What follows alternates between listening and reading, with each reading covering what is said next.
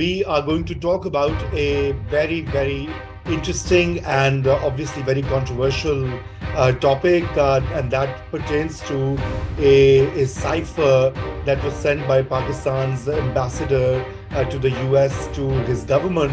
The Intercept, which is a US based independent media outlet, published the entire text of that cipher, which sort of regurgitated Pakistan's former Prime Minister Imran Khan's narrative that the United States wanted him out, and there was either an intervention or a conspiracy or some threat to the government of Pakistan. Interesting if you read the cable itself, the flow of the conversation, right? Pakistan is sort of taking too much of a position, aggressively neutral position, he calls it, on Russia. And then he goes into this fact that, quote, it seems quite clear that this is the Prime Minister's policy, end quote. Does anybody go to war and telegraph in advance that they're going to war? No, because that eliminates the element of surprise. You never telegraph what you're doing, especially if you're engaged in something, as secretive and as clandestine as regime change. Hello, viewers. Welcome once again.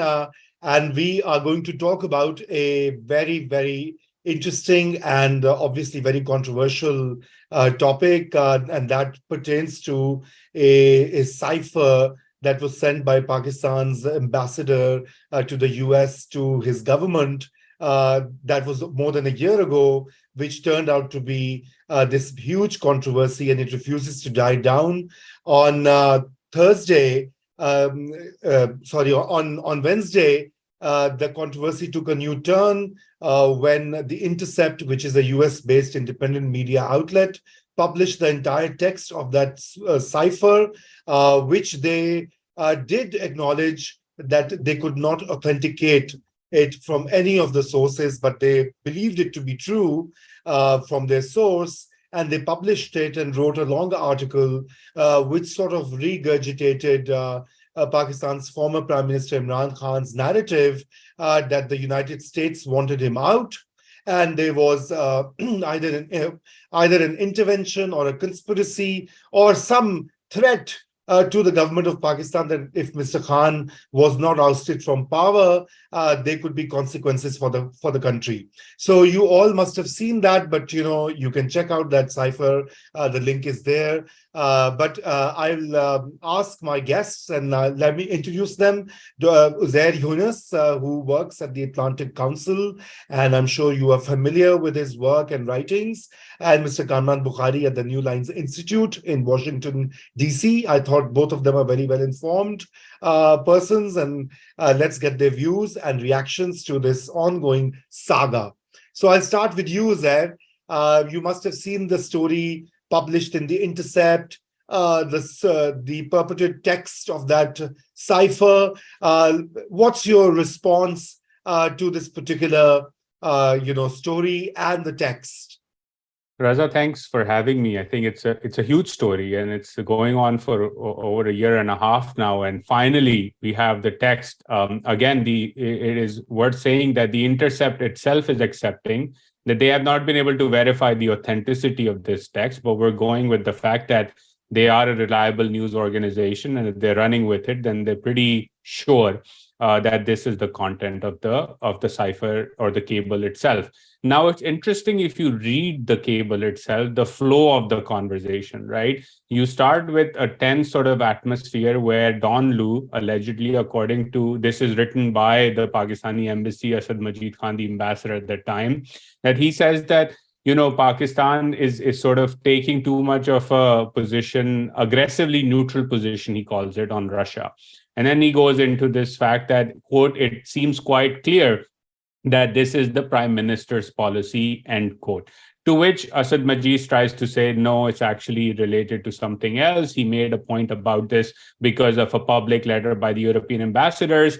And then Asad Majid writes himself in the cable that I asked Don if the reason for a strong US reaction was Pakistan's abstention in the voting at the UN General Assembly. To which Don replies, no, that's not the case.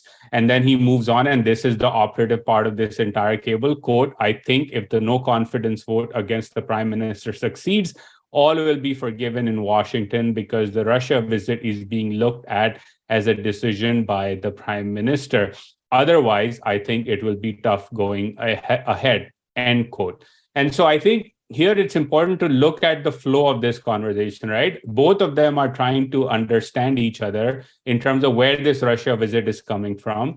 Don Lewis telling Ambassador Khan that this is not about your policy at the UN General Assembly. It's the fact that Imran Khan is going to Moscow and we don't like it. And therefore, we're going to have a problem if Khan remains in power.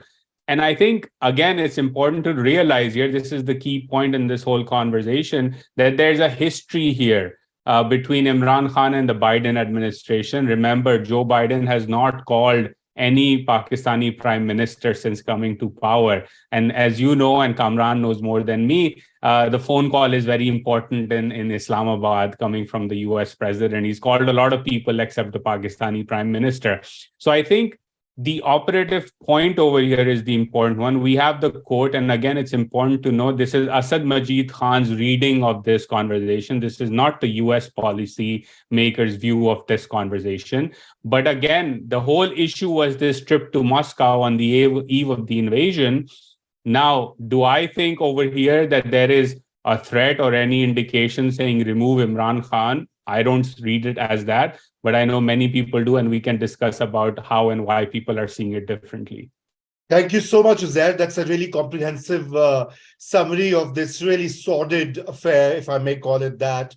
I mean, for more than a year, not only has it kind of drummed up unnecessary speculation, anti-Americanism, and this foreign conspiracy theory that, Pakistanis love to peddle all the time. But anyway, I'll go to Kamran Bokhari. And Kamran, you heard Uzair's viewpoint. Tell me something, since you have been studying and researching about all these foreign interventions, quote unquote, by the United States.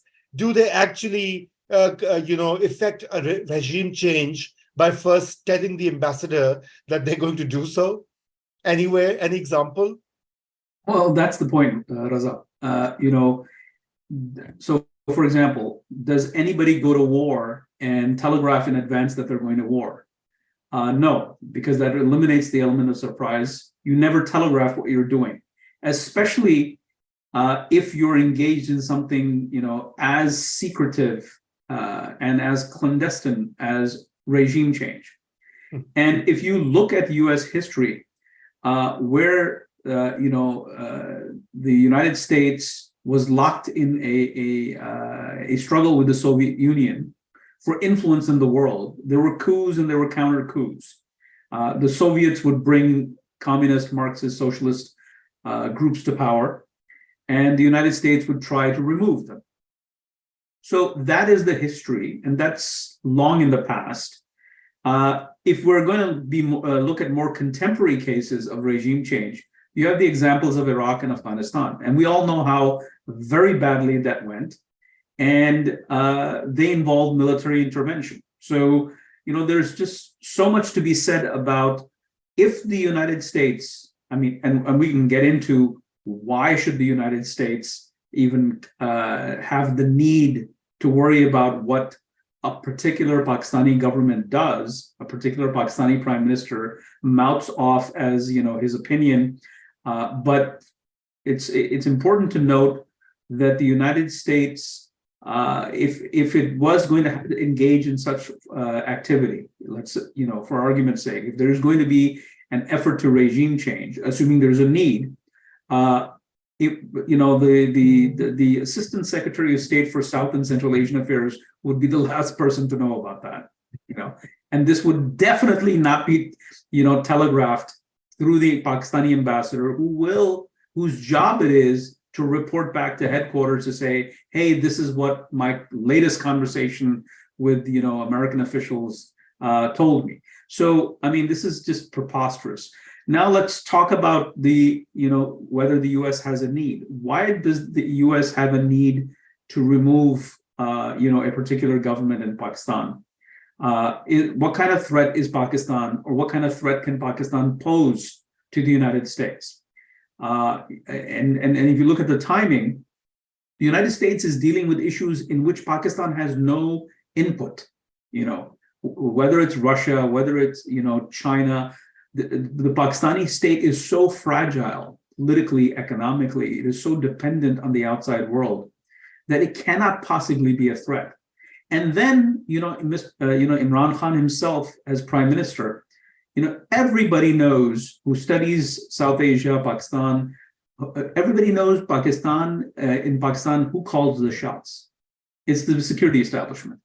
So one prime minister's personal views, they don't really matter. And this is not something that's lost to US officials. So there's just so many holes in this story that we can keep going on and on.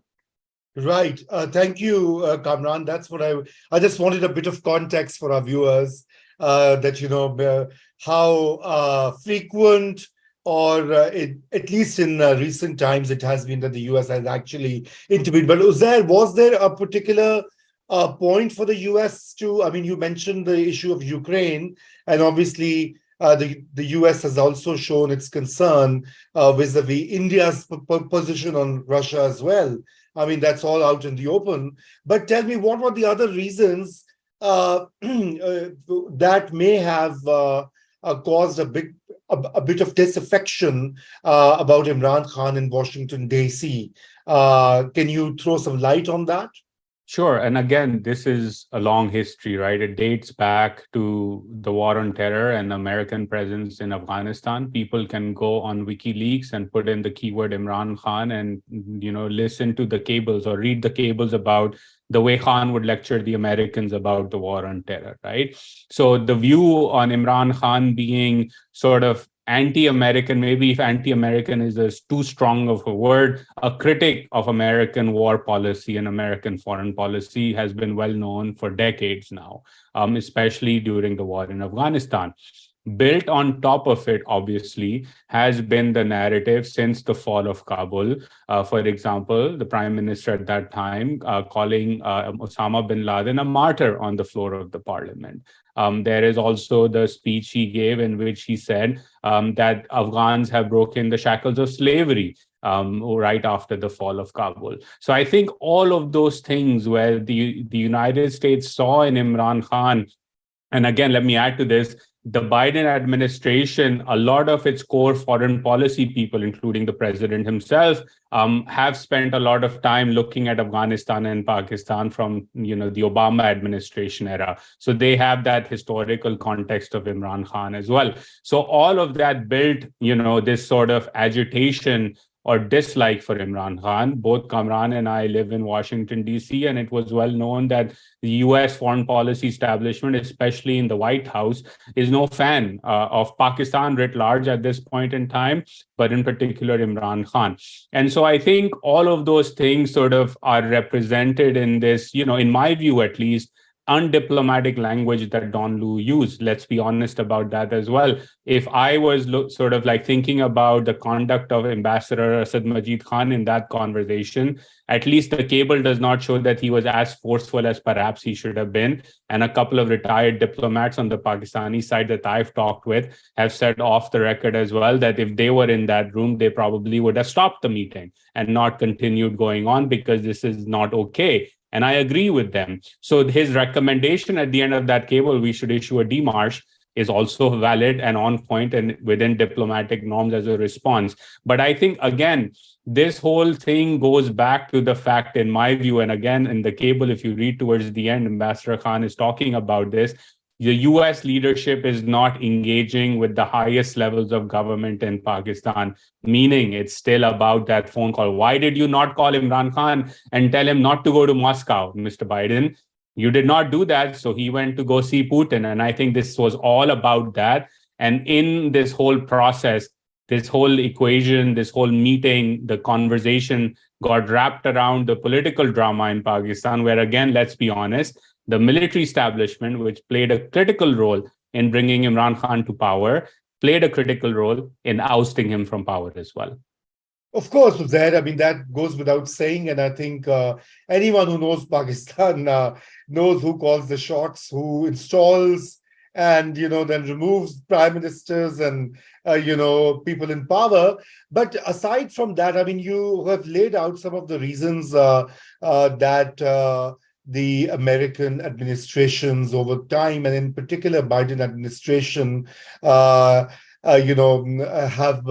been pondering. And I think there's such little interest in Pakistan as well, if you talk to people, or at least that's my sense. But in this particular case, I mean, the arguments that you made about calling OBL a martyr and, extolling Taliban, etc., don't you think that kind of in a very perverse way, justify Imran Khan's position that Americans wanted him out?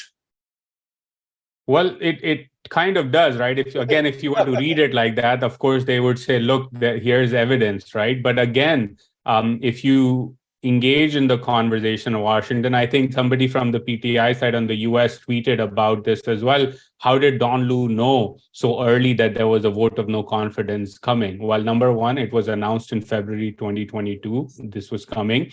And if you were in Washington, Kamran and I frequently would meet in January in the cold winter months and talk about scenarios. Ke kab aa raha hai, no confidence cover. When is this coming? Because again, as analysts, our own assessment, and again, the US government also has analysts with a lot more information than we do, that this is going to come before the budget, because you don't want to bring down a government on a budget cycle, because that creates market uncertainty. So the consensus view among many of us who are watching Pakistan was that this is coming. There has been a fallout with the establishment, and the establishment will want to make a move right before the budget season so that there's a new government and there's some economic stability. That's exactly what happened. So again, I think Don Lu's choice of words, wrong. The cable itself clearly communicates that. But did the US sort of have, again, going back to Kamran's point, is there any value or interest needed to oust a prime minister in Pakistan? The answer is clearly no, because whatever the Americans wanted, including weapons for Ukraine, that's the army chief's role. It's not the prime minister, unfortunately, in Pakistan who gets to make that choice. Exactly. Well, thank you for raising that point. Kamran, the Imran Khan's party, Pakistan Tehreek-e-Insaf, or PTI, they've been lobbying very hard in the US, especially in Washington, D.C., wherever they have their supporters can find a congressman or a congresswoman or a senator. You often see photographs and petitions and events where all of these questions are raised, and the treatment of Mr. Imran Khan and his party is cited. But what we have seen in the past few weeks and months is that there has been no official communication or statement to that effect, where either Pakistan is censured or rebuked, or even this issue is highlighted from the government side. Why do you think these efforts are not bearing any fruit? I mean, the PTI supporters here in the US think, well, the US is very keen to talk about China, Russia, North Korea, Iran, wherever human rights abuses are taking place. And they say, well, in Pakistan, thousands of our workers have been arrested. And now Mr. Khan himself is in jail under a trial, which is controversial, to say the least. So why do you think the US is not really interested? You look, like any actor on the global stage, you pick your battles. So China is obviously way more important to the United States than Pakistan. Same argument goes for Russia, and we can go down the list. The point is that, can the United States make a difference? Pakistan is so fragile. Pakistan is mired in so much uncertainty. And with the US having withdrawn from Afghanistan, the last thing Washington wants is to somehow exacerbate an internal crisis. I mean, people in Pakistan, are. It's a popular sort of theory that, if the United States basically winks and then, governments change in Pakistan and whatnot, and the US can get people in office and the US can boot people out of office. I mean, that's downright conspiracy theory. That's really an inflated understanding of what is the capacity of the United States government. Pakistan is a very difficult country to navigate for, even for Pakistanis themselves. So why would the United States want to get involved? A, to begin with. B, let's say there is some reason to get involved. What assurance does the United States government have then they will actually be able to succeed in what they're trying to do? I mean, because this is a country that has so many problems. But if the U.S. view is, look, we can't solve Pakistan's problems, at the very least, let's not exacerbate them. So I think that by saying that, hey, it's a huge thing. I mean, let's say Washington were to issue a statement. Let's say tomorrow the State Department spokesperson hypothetically comes out and criticizes Pakistan's government, Pakistan's security establishments, Pakistan's military for, basically oppressing a democratic party, for engaging in human rights abuses. That has consequences. This isn't like a statement from India that Pakistan can rebuff and that, it will be read as, India is a rival of Pakistan. Of course, India is going to say that. What America says, what American officials say have consequences. So what does that mean? So if you criticize, who are you criticizing? Are you criticizing the military? That opens up a can of worms. Does Washington want to go down that route? No. And so what is it practically that the United States can hope to achieve? Nothing. So what do? You basically say what the State Department spokesman has been maintaining, the line that, look, this is an internal affair of Pakistan, and we have nothing to say on this. So that's sort of the natural response. Now, if you want to look at it from sort of like a one-to-one correspondence point of view, that, look, you're talking about human rights in country XYZ, but in Pakistan, you're ignoring it. Yeah, I mean, of course, that happens. There has to be some national security interest. Right now, the American national security interest is, can Pakistan hold it together? Can Pakistan get through this rough patch? And the answer to that question, I don't think anybody in Washington knows. I mean, it's a difficult question. I don't think any one of us can predict what can happen. And so if you're mired in uncertainty, best thing is not to say anything. Right. Okay. Was there same question for you? You haven't been helping the PTI get a statement, in Imran Khan's favor or party's favor. I'm lodging my protests here. Well, you can lodge all the protests you want, Raza, and I'll take it on the chin without accusing you of being on the payroll, unlike, our Insafian friends who would, have a different approach. But again, I'll build off what Kamran just said, right? I mean, I think it's important for Pakistanis and Pakistani Americans, I'm a proud Pakistani American, to understand that national interest trumps everything else in foreign policy. Now, let's understand the 4 axes of foreign policy in America. I'll give people a bit of a lesson very quickly, if you allow me. There's Congress, which has been having events. Brad Sherman recently had an event. A number of congressmen, including Adam Schiff, were there to talk about their growing concerns and express displeasure at the Biden administration that is not being forceful enough on human rights violations. By the way, when those conversations happen, again, Pakistani Americans and Pakistanis who love the Tehreek-e-Insaf and want more of this should also remember that those conversations then talk about Ahmadi rights, they talk about Hindu girls being forcibly converted, and they talk about the state of affairs in Balochistan and Khyber Pakhtunkhwa as well. So let's be clear about what can of worms we want to open here, right? Because then it's going to be a full-on conversation.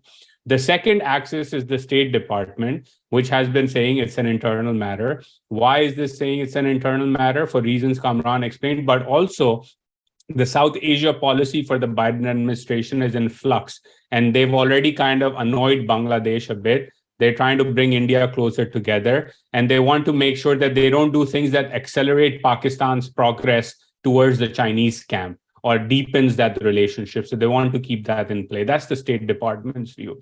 The DoD view is ISIS and Al-Qaeda and the Taliban are sort of creating safe havens in Afghanistan again.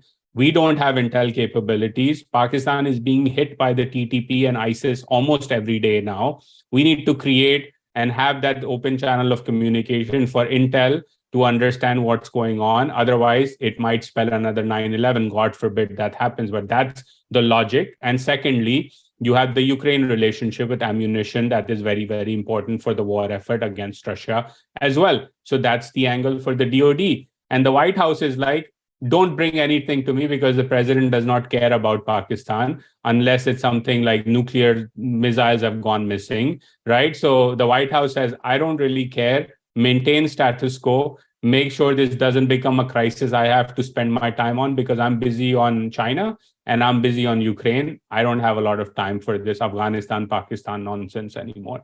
That's frankly the view. So when we then try to engage as Pakistani Americans or members of the Tehreek-e-Insaf in the United States, we need to understand that really there is no clear-cut national security interest for the United States to overtly intervene. Now, here's the irony as well. The argument is that Don Lu's cable or his alleged statement is evidence of intervention in Pakistan's internal affairs. And now the ask is to intervene in Pakistan's internal affairs, right? So it kind of becomes like a really weird conversation to have. And oh, by the way, there is what's the interest here? Is Imran Khan somebody who's going to do more for American national security interests if he were to come back to power? The answer is no. And oh, by the way, that answer lies in GHQ, not in the Prime Minister's office. So as a US foreign policy analyst or informer or somebody with influence, if you're sitting in the administration, the answer is don't say anything, don't rock the boat, just say it's an internal matter. And if things escalate too far where, let's say, there is an overt martial law or something like that, hopefully that doesn't happen, then we will strategize. But at the moment, don't rock the boat. Yes, great. I was going to come to that, the irony that you've already preempted, because that was my last point that I wanted to ask you and Kamran. So Kamran, this irony is really peculiar. I mean, it's partly tragic, partly funny that, you know, all this while, the position of Imran Khan and his party and millions of his supporters has been, including those in the US, that the US hatched a conspiracy with the former army chief, General Bajwa, to get Imran Khan out. You know, there have been many variations. Imran Khan retracted this and he said that, you know, it was Bajwa, General Bajwa, who told the Americans to tell him to fire him. I mean, there's some convoluted kind of a speech that I saw. I mean, I was trying to look at a record. But for the past few months, especially since May 9th, when this major crackdown on the PTI, you know, took place, and a very unfortunate development as a whole. But, you know, the efforts to get US attention and involvement and intervention, if I may say so, because there was a PTI leader, I think a close associate of Mr. Khan, who even questioned Brad Sherman and his colleagues, saying, why was Pakistan given a $3 billion bailout by the IMF? So how do you see this conduct? Honestly, I'm trying to think, put my head around that. I mean, I can think of many psychological interpretations or sociological, but from a foreign policy or a political, you know, view, I just cannot fathom it. Raza, basically, it has to do with a political party that's politically a novice. I mean, you have come into power and you have no experience. You want to push your narrative that you were pushing while you were trying to get into office. So normally what happens is, look, all politicians and all political parties around the world, they promise everything under the sun to potential voters, that this is, if you elect us, this is what we're going to give you. And they usually say things that people want to hear. Normally what happens is, if you make it into office, if you win the election, the first order of business is to bridge the gap between the promises that you know were outlandish and the actual policy deliverables. So your rhetoric starts to, reshape, and you slowly sort of backtrack and you rationalize.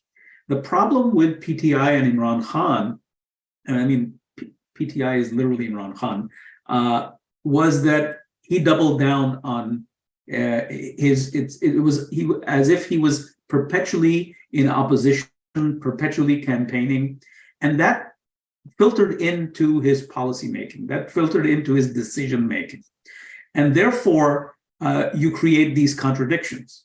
You host MBS, but then you turn around and you do things that basically pisses off MBS. You basically say, look, I'm not anti-American, but you do everything, Jose mentioned those examples, calling Osama bin Laden the martyr on the floor of the parliament, basically saying, giving a thumbs up to the Taliban by saying, hey, they've broken the shackles of slavery. That's basically taunting the United States. So you do that because you think that's good politics. You think that's going to make you more popular. It's going to consolidate. People are going to say, hey, we've never had a prime minister like that who could stand up to the United States the way Imran Khan is doing. The problem with that is that things can go south very fast, and then you need the United States. And that's where then you shift gears in a very crude manner, in a very abrupt way, and you forget what you were doing and what your rhetoric was.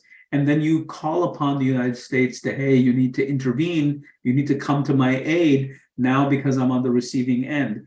And the US looks at it and says, you got to be kidding me. I mean, why should we even intervene? And quite frankly, political actors like that are seen as unstable. I mean, I'm going to draw an analogy, and I know people will say yes and no, will agree and disagree, but the same goes for former President Donald Trump. What he was perceived by the international community as as mired in uncertainty. They didn't know what to make of him. There was this, his rhetoric reflective of a permanent shift in the American foreign policy strategy, foreign policy outlook, or is this just this new president trying to create waves for political purposes? No one could tell because we're talking about the United States government.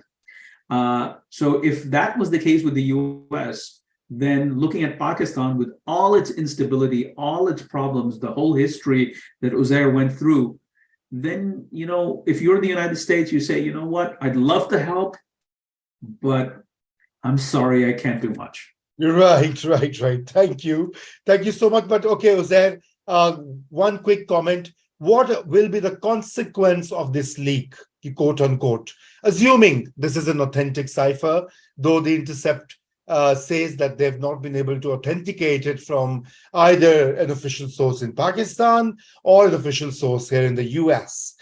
So what could be the consequences? And here I'll present two scenarios for you. One is that, this cipher, so-called cipher, was leaked. I mean, the Intercept says somebody from the military.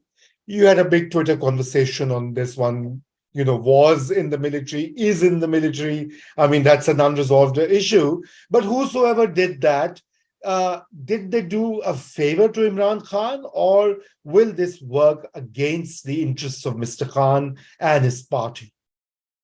I mean, look, there's a couple of scenarios here, right? On the Pakistani side, Rana Sanaullah, on his way out as Interior Minister, said that this is an evidence that in violation of the Official Secrets Act, which, by the way, has been amended. And I'm a big critic of the way in which this parliament on its way out has pummeled through over 100 pieces of legislation. It's disgraceful. That opens up that door, right? Mr. Khan is on the record saying, I've lost a copy of the cipher that I had. Nobody knows where that is. And all of a sudden, a source discloses this to the Intercept. Now, the Intercept is saying it's not anybody close to or affiliated with Mr. Khan, But we also know that there are many supporters of Mr. Khan in the Pakistani military as well. So what comes off of it in the Pakistani context is a question mark, and it may create more complications for Mr. Khan, legally speaking, moving forward. On the United States side, Raza, I think, look, I don't think this will have as much of an impact in terms of the conversation in Congress or in the administration, but I think where this is going over time, and it will become harder and harder for the Pakistani state and the diplomats of Pakistan in Washington, D.C. to engage with the United States if there are delayed elections, if the wave of repression continues in Pakistan. If the media, you all must have seen the messages that Asad Ali Toor, for example, put out saying, don't cover this story in the media. So this kind of sense of fear that is palatable in Pakistan, you hear from people. Gibran Nasir, a lawyer, was not allowed to leave Pakistan, was deplaned at the end of before his plane took off.